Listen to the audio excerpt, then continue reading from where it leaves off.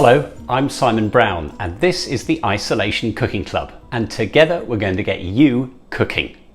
This video is about how to stop apples and pears from browning when you cut them. As soon as you cut into an apple or a pear, it starts to go brown because it contacts the air. And that tends to spoil the look when you spoon out your crumble or your pie with the fruit being brown in the middle. Well, to stop that, before you cut the fruit, get yourself a bowl of cold water and squeeze in the juice of half a lemon.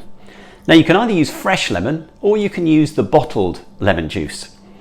Then when you prepare your fruit and your apple goes into the water, you'll find that it won't tend to go brown. All you have to do is cut the pieces up, drop them into the lemon juice water, and then when you've got all the fruit prepared, just take it out of the water, pat it dry on a tea towel or a piece of paper towel, and then make up your pie or your crumble. And when you serve it, there won't be any brown fruit. It'll look and taste delicious.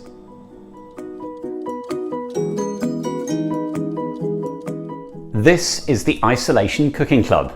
It's about getting you cooking, and together we can do this.